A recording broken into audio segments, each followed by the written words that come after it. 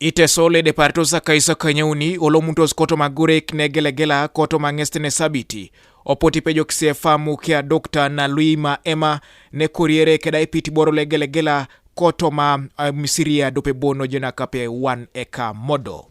Iteso libu makina tomatuko naka Ateke Professionals Initiative for Development ojena kape apidi. Kesi ya lusitos kano Esisiautu waiting le pedorere ngaraki na peto ribakor koto moteso koto mawailo Akoru.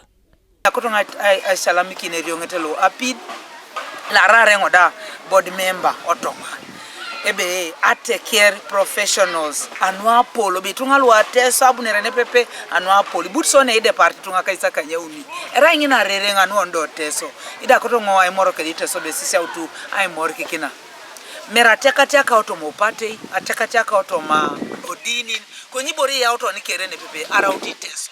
We have decided as Adiopet to have the 1 acre model as a flagship project for the agricultural sector. We seek to be models within our communities. Wherever we are and wherever we come from, our villages, we want to be models and examples. Itungalo diara kede timu lo apidi ngesa pola ile lo balas bon be Esisiautu kesi waitin lo pataka kanwa peto ribakor koto mofamu kia Dr. Naluima lejai entebe.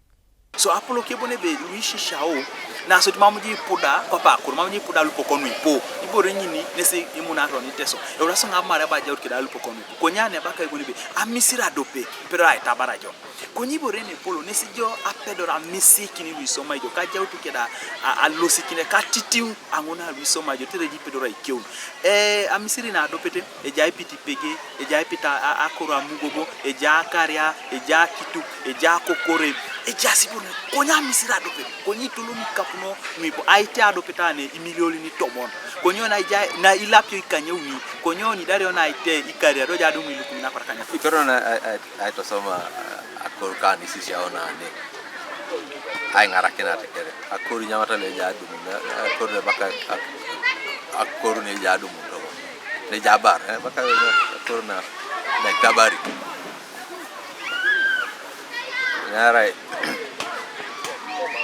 arai Akoru ramo chala sana asoma kiromo do otoma ekedope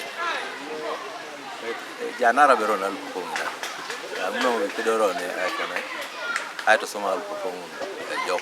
This trip has challenged me a lot. It has extended my vision. I used to think I had passion for this farming, but after this, I realized that my passion has increased by 100%. Eronged lokapidi ngese jasi keda ina peta nuegelegela anwengara kina itopolo teso keda lema ribakor koto moteso ide Adiopet ka kesi ngese loka 1 eka modo la dautu kese Esisiautu ido jamu nebe elo shokwa nesishana kini tungalo kwa puda.